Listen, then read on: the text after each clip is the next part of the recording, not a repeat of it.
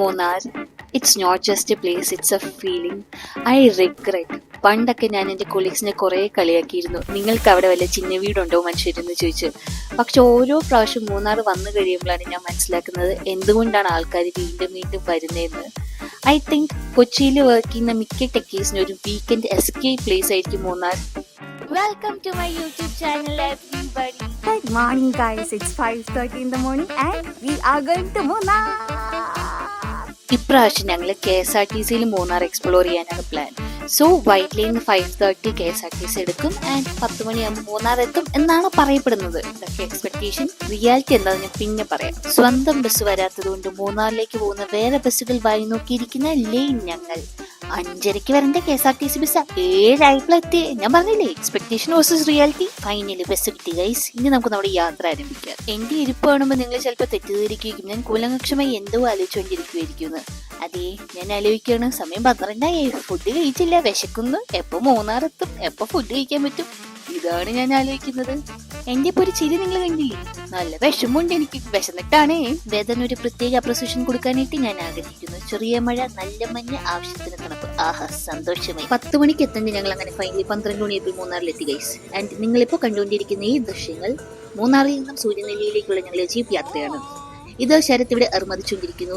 And നിങ്ങൾ ഇടയ്ക്ക് കേൾക്കുന്ന ആ ഒരു ഹൊയ്, അത് എന്റെയാണ്. ഫുഡ് കഴിച്ചു ഞാൻ, അതാണ് മൊത്തത്ര സന്തോഷം. മൂന്നാറിൽ നിന്ന് ഞങ്ങൾ താമസിക്കുന്ന സൂര്യനെല്ലിയിലെ ടെൻഡഗ്രാം പ്രോപ്പർട്ടിയിൽ എത്താൻ ഏകദേശം ഒരു 1 hour ഒരു ജീപ്പ് റൈഡ് ഉണ്ടായിരുന്നു. ആൻഡ് അതൊരു 1.5 റൈഡ് ആയിരുന്നു. ഫുഡ് കഴിച്ചിട്ട് നേരെ കയറിയത് ജീപ്പ് പുളി വളച്ചും തിരിച്ചും ഇടപാടെത്തിച്ചു ഗൈസ്. അങ്ങനെ ഫൈനലി നമ്മൾ നമ്മുടെ ഡെസ്റ്റിനേഷനിലെത്തി. സൂര്യനെല്ലിയിലുള്ള ടെൻഡഗ്രാം ആണ് പ്രോപ്പർട്ടി. കയറി ഉടനെ എനിക്ക് നല്ല ചിക്കൻ ഫ്രൈഡ് മണമാണ്. ഈവൻ ദോ ഞാൻ ഫുഡൊക്കെ കഴിച്ച് സെറ്റ് ആയിട്ടിരിക്കുന്നു, പക്ഷെ അവിടുത്തെ ചിക്കൻ ഫ്രൈഡ് മണം ഇപ്പോഴും എന്നെ വായിക്കാത്തുണ്ട്. ഈവൻ ദോ എനിക്ക് ടെൻഡഗ്രാമിന്റെ പെയ്ഡ് കൊളാബറേഷൻ ഒന്നും കിട്ടിയില്ലെങ്കിലും ഞാൻ പൊക്കി പറയും, കാരണം എനിക്ക് ആ പ്രോപ്പർട്ടി അത്രയും ഇഷ്ടമായി.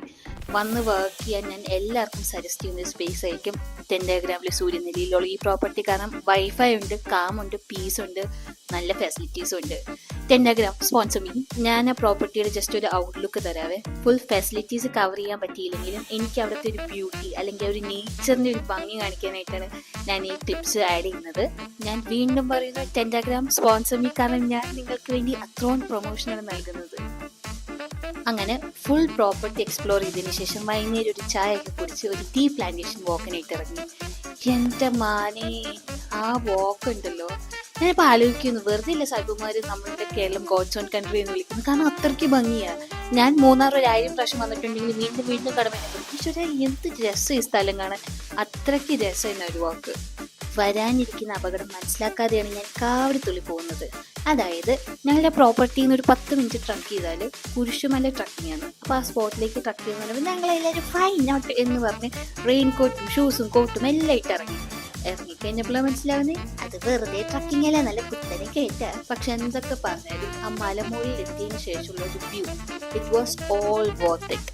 നിങ്ങൾ ഇപ്പോൾ കണ്ടുകൊണ്ടിരിക്കുന്ന ഈ രംഗങ്ങൾ സ്പൈഡർമാൻ, സൂപ്പർമാൻ, ബാറ്റ്മാൻ എന്നിവയുടെ എല്ലാ മാനിൽ നിന്നും ഞാൻ ഇൻസ്പയർ ചെയ്ത് കണ്ടുപിടിച്ച ഏതാനും ചില സ്റ്റെപ്സുകളാണ്. ഇതിന് എന്റെ പ്രഹസനം എന്ന് വേണമെങ്കിൽ പറയാം. അങ്ങനെ ട്രക്കിങ്ങും ബാക്കി കലാപരിപാടികളെല്ലാം അവസാനിപ്പിച്ച് ഞങ്ങൾ തിരിച്ച് സ്റ്റേയിലേക്ക് പോവുകയാണ്. ശരത് കാര്യമായിട്ട് പാട്ടോടുമ്പോൾ ഞങ്ങൾ പ്രോത്സാഹിപ്പിക്കുന്നത് ഇങ്ങനെയാണ്. അതൊരു തെറ്റാണോ? ഒരിക്കലും അല്ല എന്നുള്ള വിശ്വാസത്തോടെ ഞങ്ങൾ അടുത്ത കലാപരിപാടിയിലേക്ക് കടക്കുകയാണ്. ഊനോ, കിടക്കുന്നതിന് മുമ്പ് ഒരു ഊനോ, അത് മസ്റ്റ് ആണ്. അങ്ങനെ ഇന്നത്തെ എല്ലാ കലാപരിപാടികളും അവസാനിപ്പിച്ച് നമ്മൾ ഗുഡ് നൈറ്റ് പറയുകയാണ്. പക്ഷേ നമുക്ക് നാളെ രാവിലെ 4:30 കാണണം, കാരണം നാളെ രാവിലെ ജീപ്പ് സഫാരി ഉണ്ട് to Kulukkumala. So see you on the next episode.